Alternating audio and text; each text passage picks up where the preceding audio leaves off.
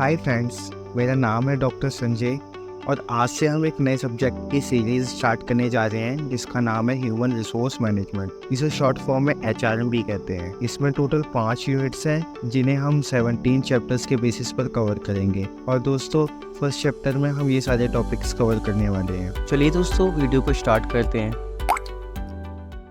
दोस्तों, HRM क्या होता है, इससे पहले हम इसके इवैल्यूएशन के बारे में पढ़ेंगे ताकि हम जान सकें कि HRM किस लिए आया, क्यों आया और कैसे इसकी शुरुआत हुई। दोस्तों, आज से काफ़ी 20 साल पहले जब ह्यूमन खुद को इवैल्यूएट कर रहे थे तो उस टाइम पर सब अपना काम खुद ही किया करते थे और अगर कोई बड़ा काम करना होता था तो 10-20 लोगों से काम चल जाया करता था। पर धीरे धीरे कामों में भी इवैल्यूएशन होने लगा और फिर लगभग 1650 BC से 1800 BC के बीच में इंडस्ट्रियल इवैल्यूएशन आया, जिसमें वर्कर्स की संख्या इंक्रीज होने लगी और ज़्यादा वर्कर्स होने की वजह से ओनर और वर्कर्स के बीच कम्युनिकेशन में प्रॉब्लम होने लगी। और दोस्तों, इसी प्रॉब्लम को सॉल्व करने के लिए एक पर्सन को लाया गया, जिसे लेबर वेलफेयर ऑफिसर का नाम दिया गया। ये ओनर और वर्कर के बीच एक लिंक का काम करता था। ओनर की बातें वर्कर को और वर्कर की बातें ओनर को बताया करता था। पर धीरे धीरे लेबर वेलफेयर ऑफिसर को कुछ और रिस्पॉन्सिबिलिटीज़ भी दे दी गई, जैसे रिक्रूटमेंट करना, सिलेक्शन करना, प्लेसमेंट करना एक्सेट्रा। उसके फंक्शन बढ़ने की वजह से उसका नाम लेबर वेलफेयर ऑफिसर से पर्सनल ऑफिसर कर दिया गया। पर फिर भी ऑर्गेनाइजेशन के गोल्स और ऑब्जेक्टिव्स को अचीव करने में कुछ प्रॉब्लम्स आने लगी, जैसे अनस्किल्ड वर्कर्स, बदलती टेक्नोलॉजी, वर्कर्स के बीच गुड रिलेशनशिप ना होना, जिस वजह से वर्कर्स अपना काम तो कर रहे थे पर एफिशिएंट तरीके से अपने काम को परफॉर्म नहीं कर पा रहे थे। इसलिए पर्सनल ऑफिसर को और ज़्यादा फंक्शंस परफॉर्म करने को कहा गया, जैसे वर्कर्स को ट्रेनिंग देना, उन्हें स्किल्ड प्रोवाइड कराना और बदलती टेक्नोलॉजी से इंट्रोड्यूस कराना और वर्कर्स को डेवलप करना। और वर्कर्स को डेवलप करना ही ह्यूमन रिसोर्स डेवलपमेंट कहलाता है। और अब क्योंकि पर्सनल ऑफिसर के फंक्शंस भी बढ़ गए थे, जिस वजह से उसका नाम फिर से बदलकर ह्यूमन रिसोर्स मैनेजर रख दिया गया और इसी तरह HRM पूरी तरीके से इवैल्यूएट हो पाया। दोस्तों, चलिए अब हम इवैल्यूएशन को एक बार बुक की लैंग्वेज में समझते हैं।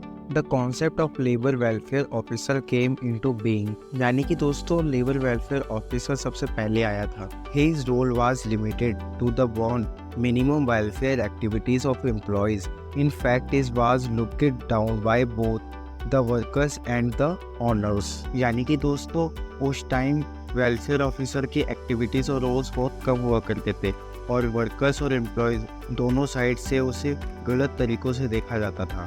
With the introduction of factory system, thousand of person began to be employed under one roof. यानी कि दोस्तों जब फैक्ट्री सिस्टम को इंट्रोड्यूस करा गया तभी HRM की शुरुआत हुई थी, क्योंकि एक ही छत के नीचे थाउजेंड ऑफ पीपल्स वर्क किया करते थे। इस वजह से बहुत कॉम्प्लिकेट होता था और जिस वजह से एक पर्सन को हायर करना पड़ा, जिसे हम लेबर वेलफेयर ऑफिसर के नाम से जानते थे। Human resource management has replaced the traditional concept of labour welfare and personal management. यानी कि दोस्तों ह्यूमन रिसोर्स मैनेजमेंट एक नया कॉन्सेप्ट है, ये एक आज का कॉन्सेप्ट है, ट्रेडिशनल कॉन्सेप्ट है जिसने लेबर वेलफेयर और पर्सनल मैनेजमेंट की जगह ले ली। Emergence of trade union movements led to the need of a person who could act as a effective link between the owner and workers. दोस्तों, trade union का मतलब होता है वर्कर्स द्वारा छोटे छोटे ग्रुप्स को बनाना, यानी छोटे छोटे ग्रुप्स जो वर्कर्स द्वारा बनाए गए हैं। जब ट्रेड यूनियन मूवमेंट्स का इमरजेंसन हुआ तो एक ऐसे पर्सन की जरूरत होने लगी जो वर्कर और ओनर के बीच एक अच्छे लिंक का काम कर सके। HRM human resource management. दोस्तों, इसे हम 3 टर्म से समझते हैं। ह्यूमन का अर्थ किसी भी ऑर्गेनाइजेशन में काम कर रहे वर्कफोर्स से होता है और रिसोर्स का अर्थ उनकी स्किल, एजुकेशन और एबिलिटीज से होता है। और मैनेजमेंट का अर्थ उन्हें इफेक्टिव तरीके से कैसे यूटिलाइज किया जाए ताकि ऑर्गेनाइजेशन के गोल्स और ऑब्जेक्टिव्स को पूरा किया जा सके, इससे है। When manage an organization, we also have to manage the employees within the organization।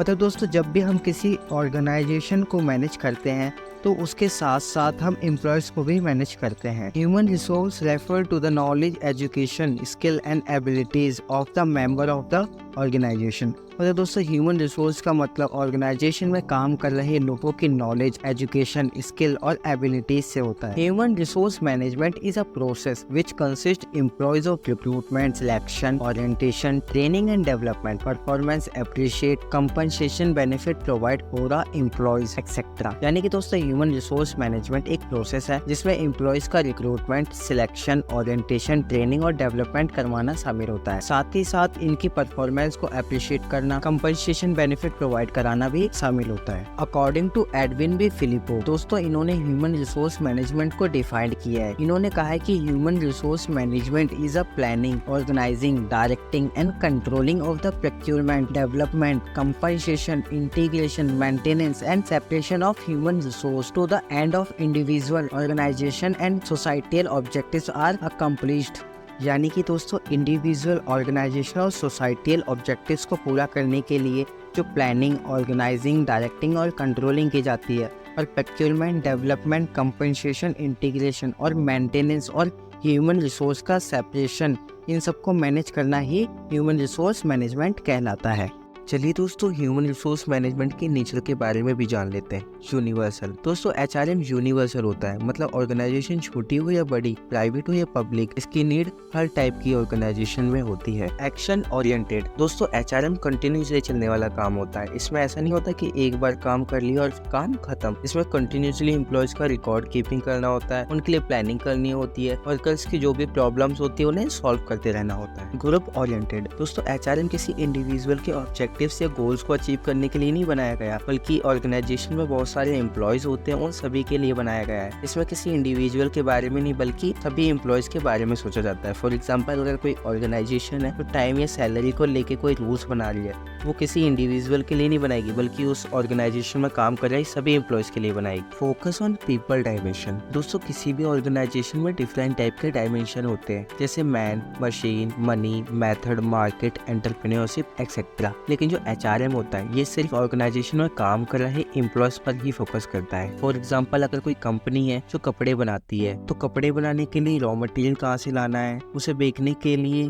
Marketing कैसे करनी है, ये सारा काम एचआरएम का नहीं होता। ये सारा काम परचेज डिपार्टमेंट और मार्केटिंग डिपार्टमेंट का होगा। एचआरएम का काम सिर्फ इतना होता है कि जो इनमें इन्वॉल्व एम्प्लॉयज है, वर्कर्स है, उनको कैसे मैनेज किया जाए, उन्हें कैसे ट्रेनिंग प्रोवाइड की जाए, उन्हें कैसे मोटिव दिया जाए, ये सारा काम होता है। फ्यूचर ओरिएंटेड, दोस्तों इसका मतलब होता है कि जो एचआरएम है तो ऑर्गेनाइजेशन के फ्यूचर के गोल्स को अचीव करने में हेल्प करता है, और फ्यूचर में किसी भी तरह की प्रॉब्लम ना आ सके, इसलिए एम्प्लॉयज को पहले से ही मोटिवेट और डेवलप करके रखता है। फॉर एग्जांपल, कोई कंपनी है जो कपड़े बनाती है और वो फ्यूचर में शूज भी बनाना चाहती है, तो जो एचआरएम है ये पहले से ही एम्प्लॉयज की रिक्रूटमेंट करना चालू कर देगा, उन्हें सिलेक्ट करना चालू कर देगा, उन्हें ट्रेनिंग देगा, उन्हें डेवलप करेगा, ताकि जब भी ऑर्गेनाइजेशन को एम्प्लॉयज की नीड हो तो उन्हें वो प्रोवाइड करा सके। डेवलपमेंट ओरिएंटेड, इसका मतलब होता है कि जो एचआरएम होता है ये क्या करता है कि ऑर्गेनाइजेशन के गोल्स को अचीव करने में कोई प्रॉब्लम ना आए, इसलिए एम्प्लॉयज को एजुकेशन, ट्रेनिंग, स्किल, ये सारी चीजें प्रोवाइड कराता है और नई नई टेक्नोलॉजी से इंट्रोड्यूस कराता है,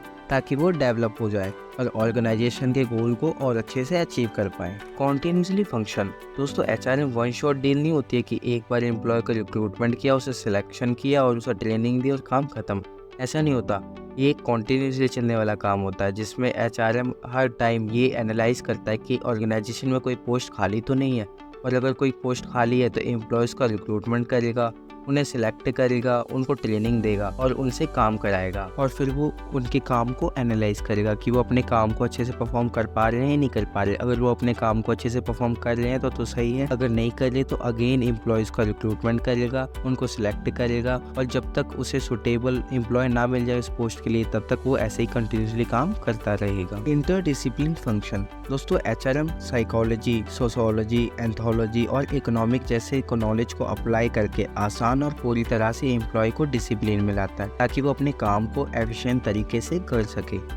चलिए दोस्तों, अब हम इसके ऑब्जेक्टिव के बारे में पढ़ते हैं। To help the organization to reach its good, यानी कि दोस्तों इसका मतलब है कि सभी ऑर्गेनाइजेशन में डिफरेंट टाइप के डिपार्टमेंट होते हैं और उनके ऑब्जेक्टिव्स भी अलग अलग होते हैं। पर जो एचआरएम डिपार्टमेंट होता है इसका फर्स्ट ऑब्जेक्टिव ऑर्गेनाइजेशन के गोल्स को अचीव करना होता है। To employ the skill and abilities of the workforce efficient, यानी कि दोस्तों जो एचआरएम होता है इसका पर्पस ऑर्गेनाइजेशन में काम कर रहे लोगों को स्किल और एबिलिटीज के द्वारा प्रोडक्टिव अट्रैक्टिव बनाना होता है और कस्टमर, स्टॉक होल्डर और एम्प्लॉय को बेनिफिट प्रोवाइड कराना होता है। To provide the organization with well trained and well motivate employees. दोस्तों इसका अर्थ होता है कि जो HRM होता है वो एम्प्लॉय को ट्रेन और मोटिवेट करता है ताकि वो ज्यादा से ज्यादा काम कर सके और एफिशिएंट तरीके से कर सके, और ऐसे एम्प्लॉयज को ऑर्गेनाइजेशन को देता है ताकि वो ऑर्गेनाइजेशन ऐसे एम्प्लॉय के हेल्प से बेटर रिजल्ट अचीव कर सके। To increase the fullest the employees job satisfaction and self. दोस्तों इसका अर्थ होता है कि HRM सभी एम्प्लॉयज को सुटेबल प्रोग्राम्स प्रोवाइड कराता है ताकि उनको अपने पोटेंशियल यानी कि अपनी कार्य शक्ति का पता चल सके और वो अपने रहने सहने और काम करने के तरीके को इम्प्रूव कर सके। To communicate HR policies to all employees, यानी कि दोस्तों HRM की ये रिस्पॉन्सिबिलिटी होती है कि वो जब भी कोई पॉलिसी बनाए तो कस्टमर, नॉन कस्टमर, रेगुलर और अदर एक्सटर्नल पर्सन और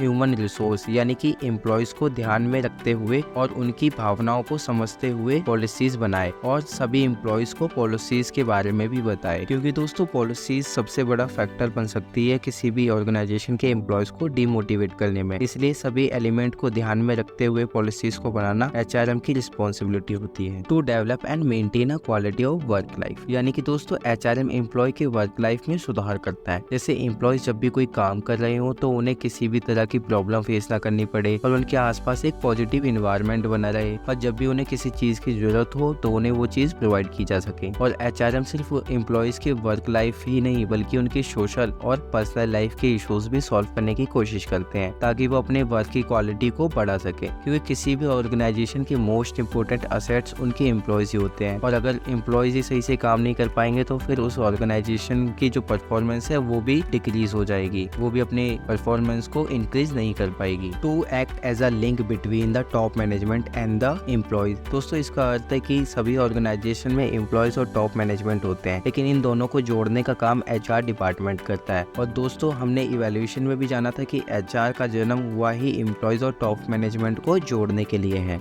दोस्तों HRM के ऑब्जेक्टिव्स तो पता चल गए, पर इसके फायदे क्या हैं, ये इतना इंपॉर्टेंट क्यों होता है ये भी जान लेते हैं। दोस्तों HRM की इम्पोर्टेंस को हम 4 लेवल के बेसिस पर पढ़ेंगे: ऑर्गेनाइजेशन, एम्प्लॉयज, सोसाइटी और national level.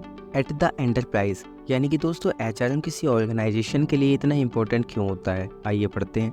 It's hire good and efficient productive people to fulfill the short term and mid term and long term needs of the organization। तो इसका मतलब है कि HRM अच्छे और efficient productive लोगों को हायर करता है ताकि ऑर्गेनाइजेशन की सभी शॉर्ट टर्म, मिड टर्म और लॉन्ग टर्म नीड्स को फुलफिल किया जा सके। It's develop people with the help of training them for challenging roles and maintain positive attitude of employees toward their job। यानी कि दोस्तों जो HRM है ये मुश्किल भरे काम को करने के लिए लोगों को ट्रेनिंग देता है और एम्प्लॉयज का पॉजिटिव एटीट्यूड बनाए रखता है उनके जॉब के प्रति, ताकि उनको अपने काम को करने में कोई प्रॉब्लम ना आए, उनके अंदर किसी टाइप का ग्रेवियांस ना आए। दोस्तों ग्रेवियांस का मतलब डिससेटिस्फेक्शन होता है, यानी कि एम्प्लॉयज के अंदर इनजस्टिस फीलिंग्स आना। ये हम आने वाले चैप्टर्स में काफी अच्छे से कवर करेंगे। Its promote team spirit among the employees and a good reward scheme make to employees loyal to the organization. इसका अर्थ है कि जो दोस्तों HRM होता है ये एम्प्लॉयज के बीच टीम भावनाओं को बढ़ाता है, एक ग्रुप में काम करने के लिए मोटिवेट करता है और एम्प्लॉयज के लिए रिवॉर्ड स्कीम बनाता है ताकि एम्प्लॉयज ऑर्गेनाइजेशन के लिए लॉयल यानी कि वफादार और ईमानदार रहें।